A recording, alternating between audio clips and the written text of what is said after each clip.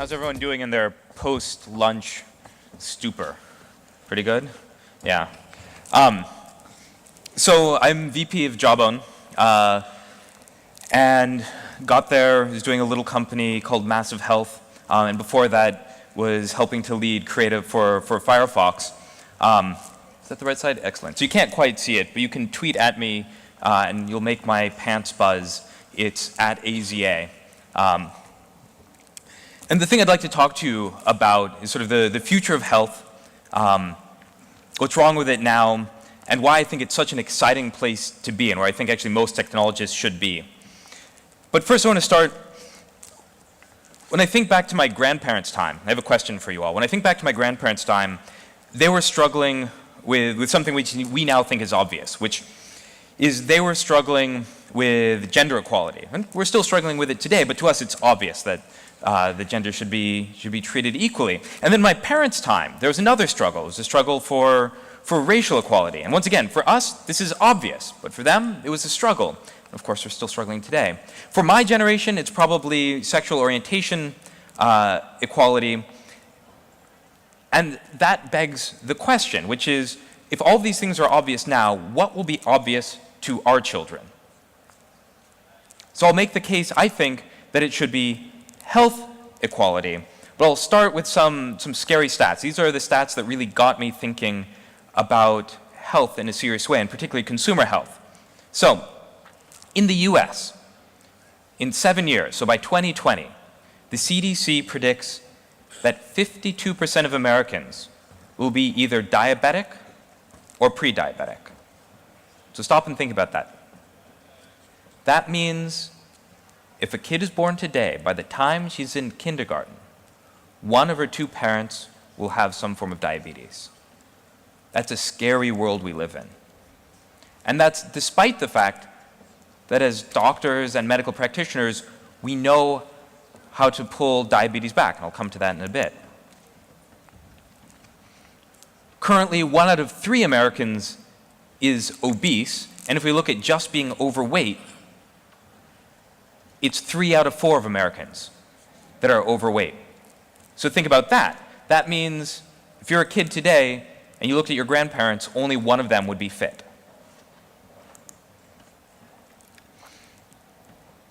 And it's strange because if you look at the world, half of the world is overweight and the other half of the world is starving, which is either very depressing, well, it's always depressing, or as an entrepreneur, this looks like a big opportunity to make things much better.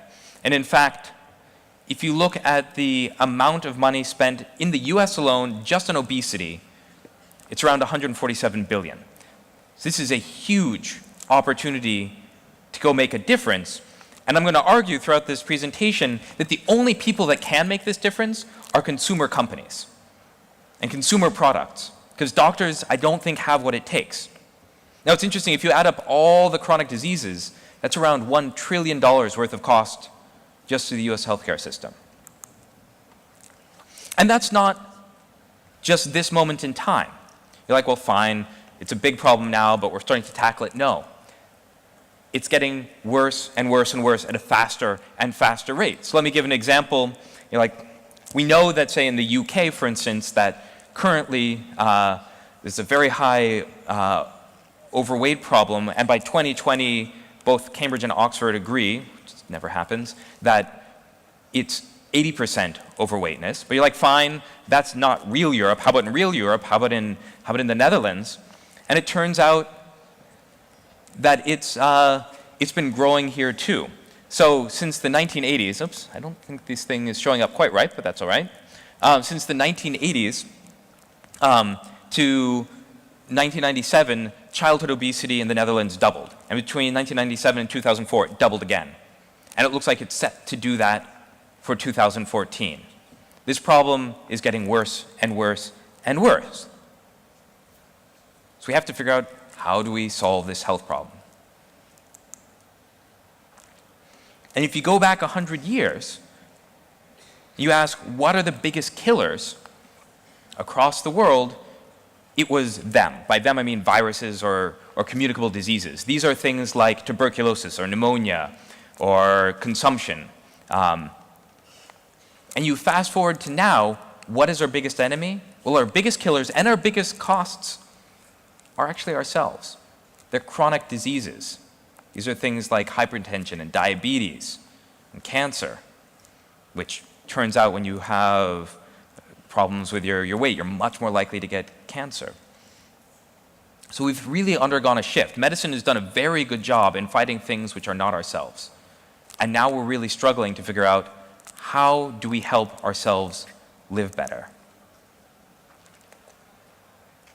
I was really surprised to find out that if you look at the top 5 costs U.S. healthcare system and the world, in first world countries, you'd imagine cancer would appear on one of them, maybe like number 2 or maybe number 3.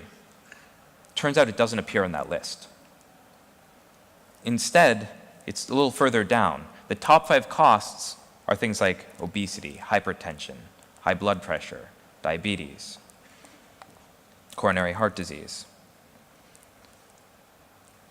And there's some uniting characteristic of all those, besides just being chronic diseases, that I want you to think about. Speaking of health equality, though, these problems don't affect everyone all the same way. Again, the text is a little bit cut off, but this is showing the difference between the bottom is the African American population in the US, and they're around 50%, 49.5% overweight, whereas non-Hispanic whites are only 34.5%. So it's not affecting everyone in the same way.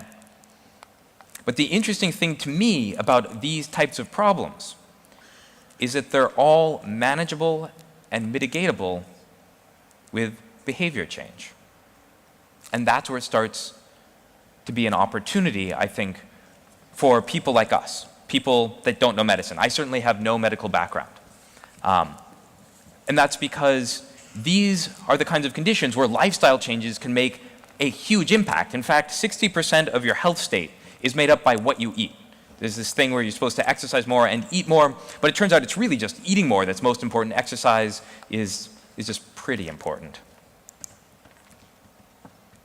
So, what's the solution? This is sort of a massive problem, but how do we make it better?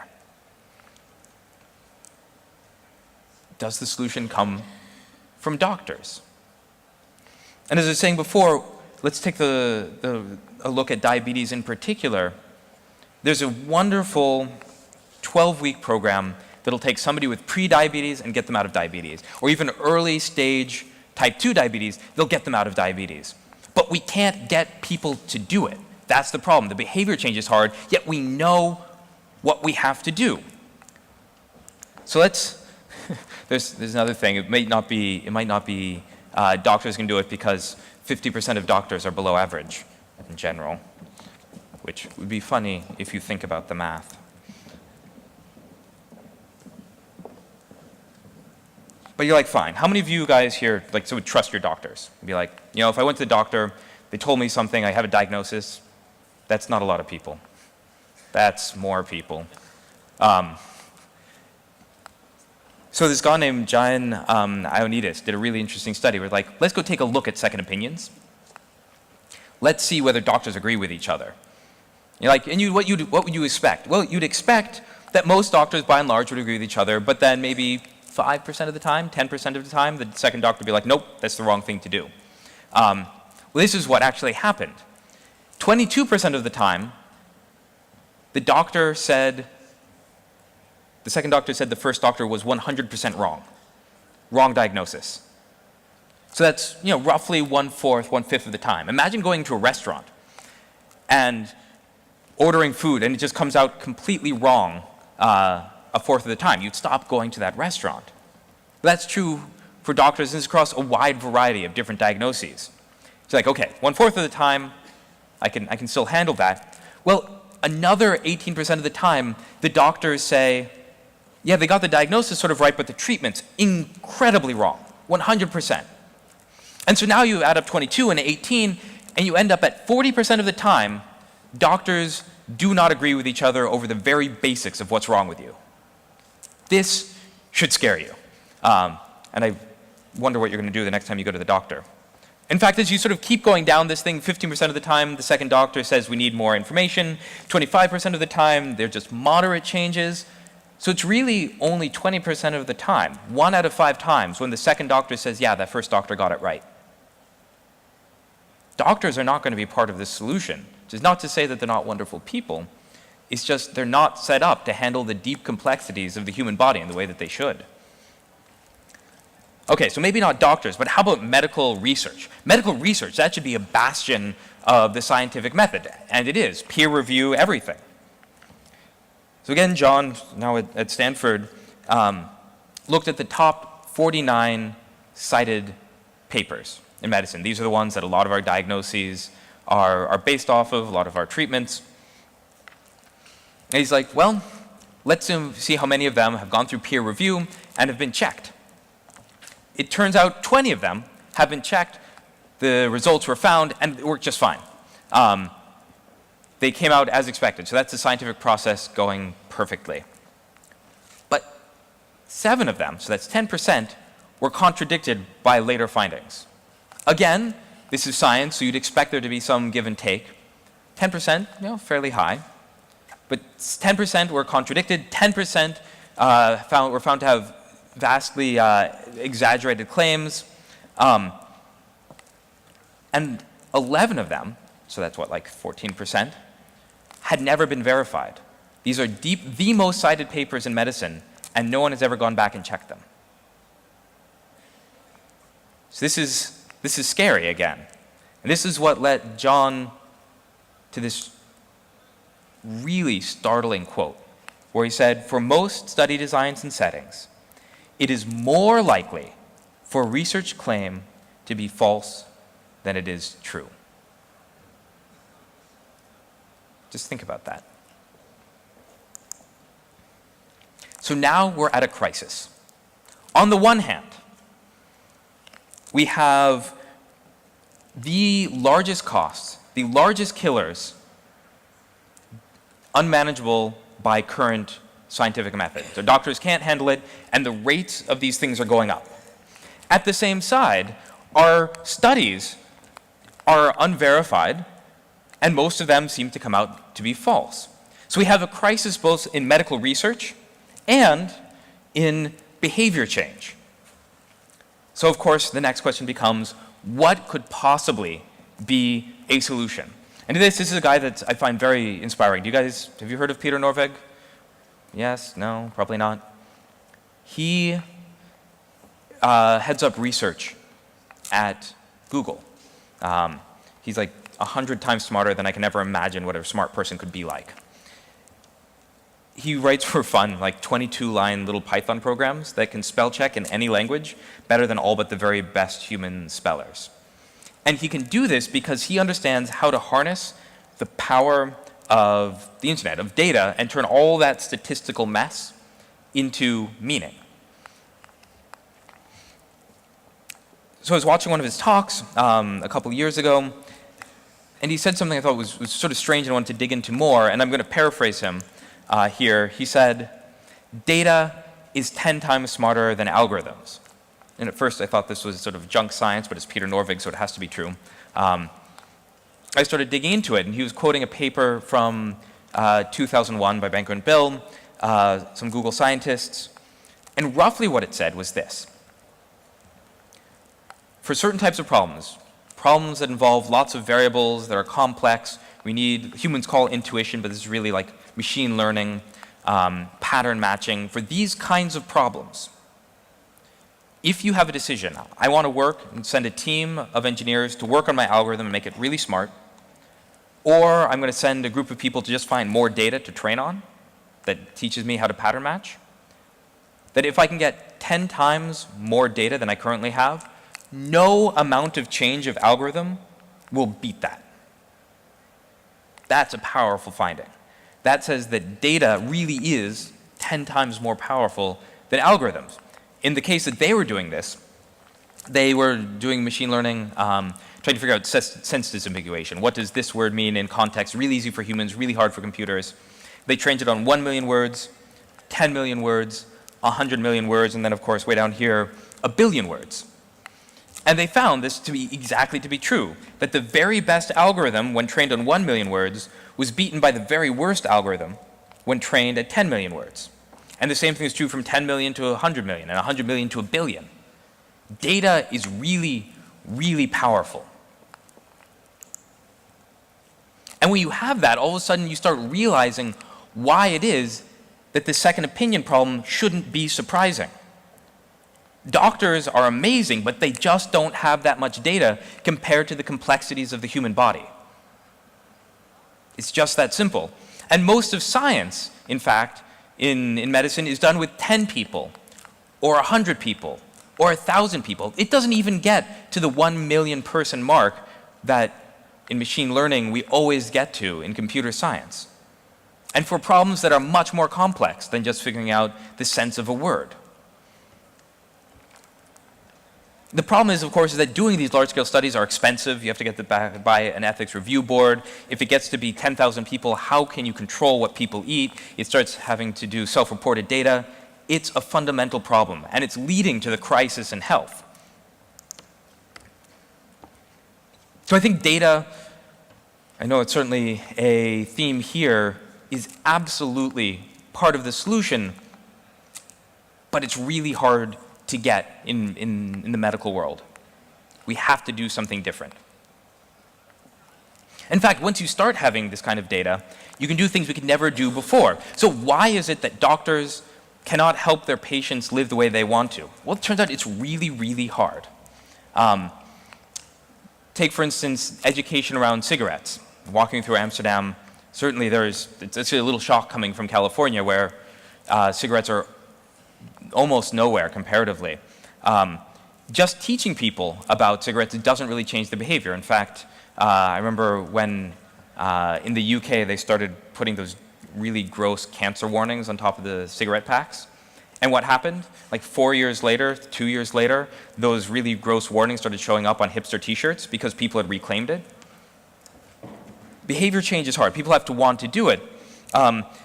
Often there are complexities, like your spouse will be really sick, and that's why you go back to eating the way you're doing, or you're running late, so that's why you grab some fast food. But in order to tackle things like diabetes and obesity, and tackle these world-changing problems, you have to be able to change people's behavior. So something started happening in the 1980s that really scared the pharmacies. And that is, in the 1980s, they started to see this taper-off effect, this sort of exponential decay of the number of blockbuster drugs that are being discovered. And around 10 years ago, they really sent up the warning signal because there just aren't that many drugs to be discovered that work for 20% of the population or more. Which means that when we hit behavior change, it will be the next blockbuster drug. It'll be the size or bigger than all of the pharmaceutical companies put together. And that's really exciting. But who are the people that have demonstrated the ability to change consumer behavior? It's only consumer companies. That's it. So it's up to us as consumer companies, as product designers, as engineers, as marketers, to figure out how to take our abilities and help people be healthier. So I'll make a prediction. Sort of a bold one, you can hold me to it, that in 20 years, the doctor of the future will be a data scientist with great bedside manner. Now this is surprising, mostly because in 20 years, we probably doubt that doctors will have great bedside manners.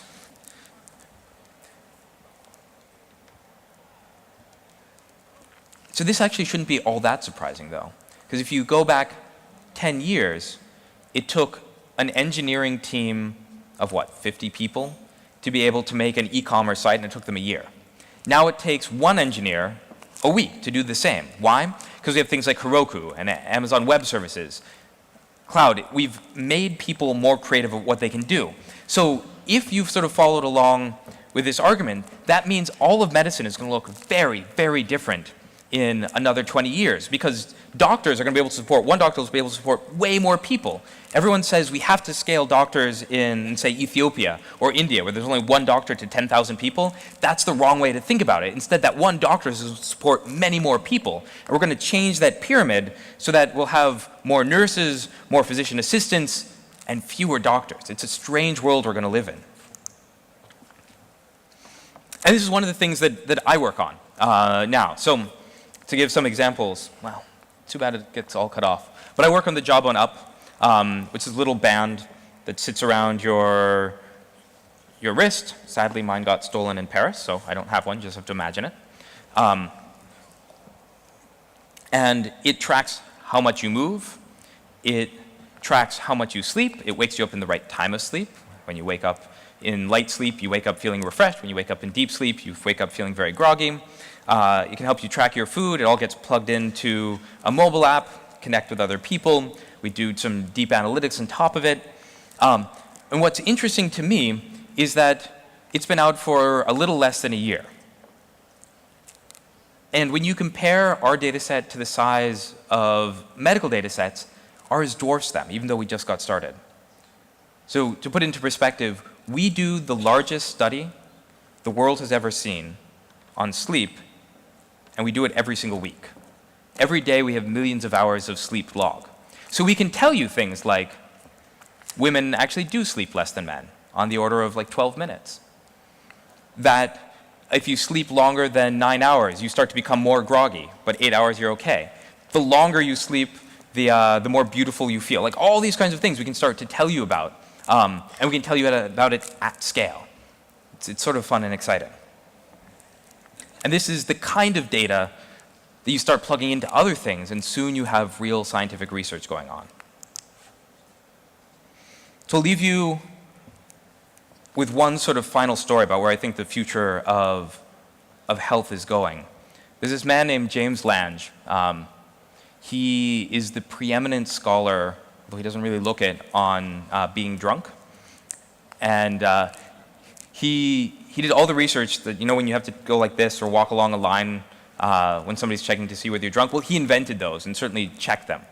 He also does most of the research into psychedelics and other mind-altering substances, which I suppose makes this a perfect thing to be talking about in Amsterdam.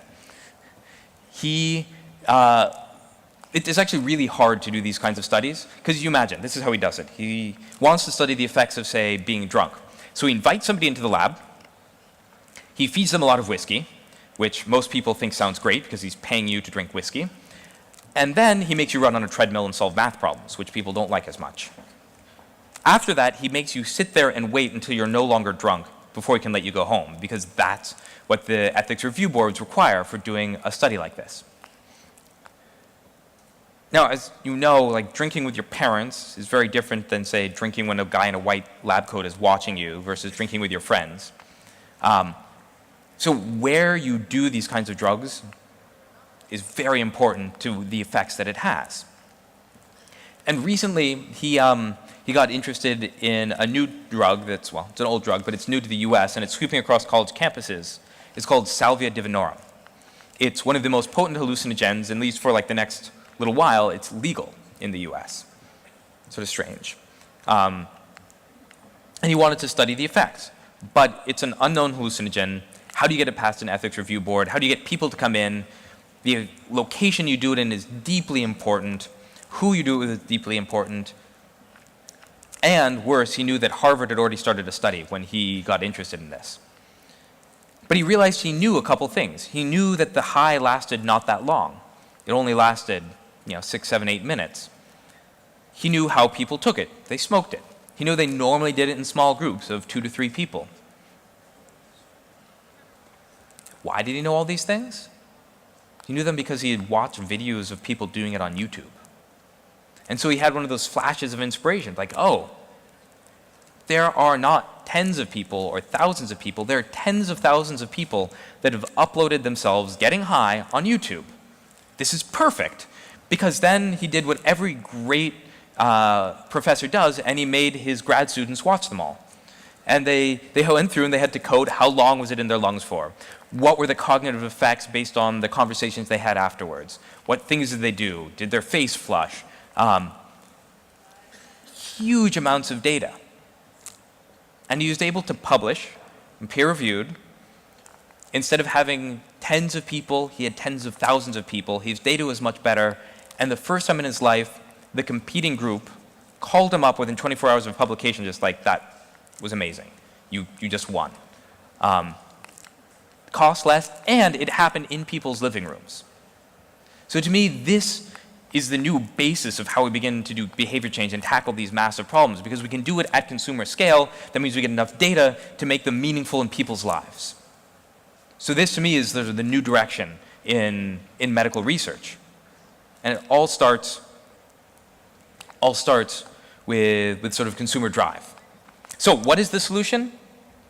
Well, I really think it's this marriage of getting data with consumers, having bands that you wear on your wrist 24/7, using the data to turn into meaning for each person and have that meaning drive their life in the way they want to be, so that people can live the lifestyles they want to.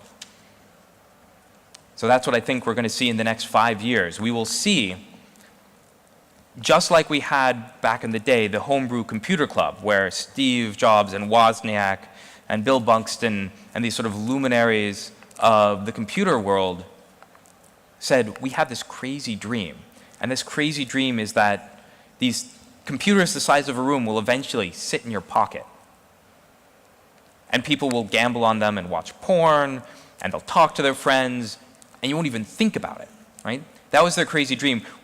And out of that came Microsoft, Apple, Google, these multi-billion-dollar companies. We're going to see the exact same thing in the next 4, 5, 6 years. We're at the intersection of mobile, of social, of health, and of big data. You add those 5 things together, and you're going to see the Google or the Apple of consumer health get going. And there's still that opportunity for everyone here to sort of participate and make that move forward. So, thank you. Fantastic. Thank you very much, Aza, for that fascinating talk. Will you stick around on the stage for a second? Because we'd love to see if anyone's got any questions based on that talk. Can I have a look around? Any questions for Aza? None right now? Oh, there is one here, yes. Could we have a microphone there? Thanks. Juliet? Maybe I can hear you from here. Yeah. Sure.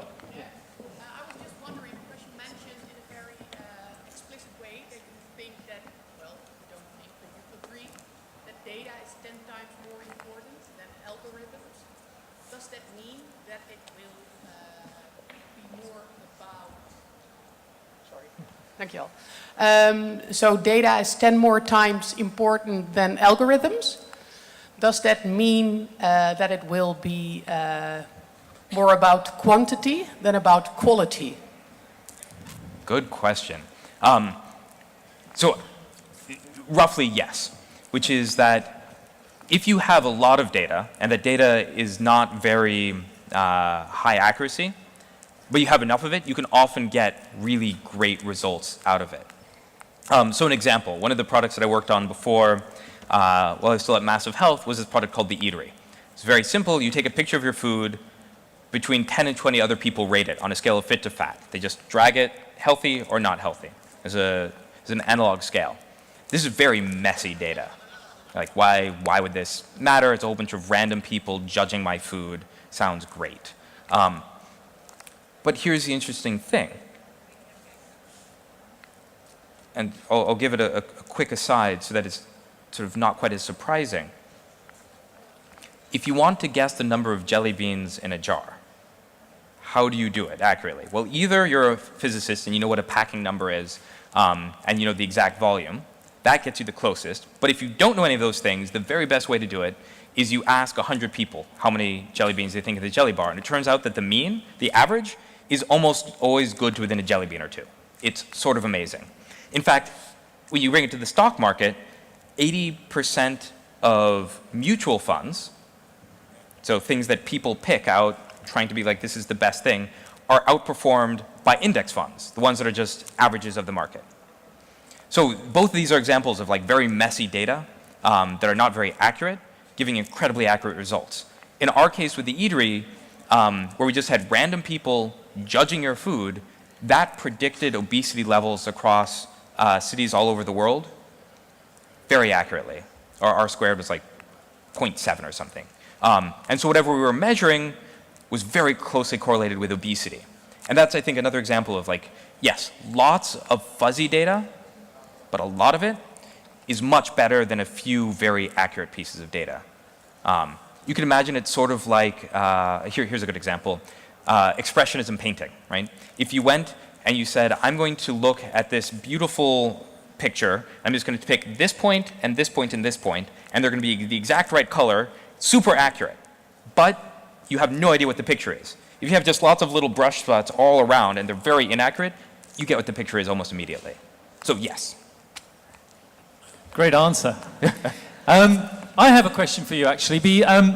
Given the challenges to behavior change that you've mentioned, what can you as designers do for wearables like the UP and the Google Glass and other wearable technology to encourage people to adopt wearable technology and use it? So there are two different aspects there. There's adopting the wearable technology. That's the easy part. People for a long time have been walking around looking like a cyborg with their Bluetooth headsets in. Why they do this, I don't know. But recently I started seeing people wear two of them, which I think is amazing. So people are wearing them. We see now celebrities wearing the Jawbone up. We see prime ministers wearing the Jawbone up. That's awesome. The question I think that's much harder is how do you make this last long term? And most of that, right, most people here probably have tried a diet. In fact, I know 98% of most first world countries, 98% of the population has tried it at some point, or tried a daily vitamin. And what happens always is that you get on that thing and then you're doing pretty well and then something happens. Maybe a holiday, maybe something you don't know, you go on a vacation and you crash off of it. So the question is, how do you have this prolonged behavior change? And mostly your intentions are good up until the time you see those French fries. And you see those French fries, you're like, oh, I'm just going to have one. And of course, as soon as you have one, you have them all. In fact, often food companies, I think, abuse this predatory nutrition. Pringles, I don't know if you guys have Pringles here. In the UK, okay. So Pringles, these little chips, have the slogan, you can't just have one, which roughly translates into, we steal your self-control, which is true, they do. French fries do. So I think a lot of this is about catching you at your moment of intentionality as a designer. So my favorite example of this is, Google AdWords. They're sort of useful because you've gone to look for something, so they're very targeted. In fact, they're so targeted that they could be a useful result for you. They catch you at that moment where you couldn't make any decisions, so they push you. So imagine if you walk into a restaurant and your phone buzzes and says, hey, we know what kind of food you like to eat, and we know these are the top 3 healthy things at this restaurant. You should pick one. Don't these look good? And you'd probably be like, yeah, they do. I'll take that one. And now, as opposed to being in the morning when your phone buzzes and says, hey, dude, eat salad, and you're like, no, I hate you, phone. Versus okay, no, this makes sense. I'll just have this little nudge right now. That's the kind of behavior change that happens when you have massive data that could never happen before. You never have your doctor coming up and being, I just think you walked into McDonald's. Don't. That's great. So it's context and making choices easier. Exactly. Yeah. Fantastic. Any more questions? Yeah, we have one here. I already got the mic. So I think the idea about it is nice, but you take the conclusion that data is always interpreted in the right way. And data can be used in very different ways and also for your own mean. I think even you do it in your presentation where you use statistic, don't tell the total story, and then make a conclusion. So how do you think, because I think health is something that's really important, how do you think we're going to use all that data and make the important and the right decisions? Yeah, I think that's the right next question to ask. I think there's that phrase, lies, damn lies, and statistics. Because you can make data say mostly what you want it to say. I think we're at this first part of the curve where we don't have enough data around our health states to make meaningful observations or changes or context. Then you have this next section, because if you go 5 years out, sensors are going to be commoditized. We're going to have so much, we're going to be swimming in data. So then becomes, how do you turn data into meaning for individuals? And meaning that actually makes their life better. And that, I think, is going to be not just a 5-year project. It's going to be a 10, 20, 30-year project. It's going to take as long as it took to go from mainframes to iPads and iPods and that kind of interface, to go from this sort of data soup to something which actually changes people at a fundamental level. Great, thank you very much. That's all we've got time for, but fascinating talk. Another round of applause, please, for Aza Raskin.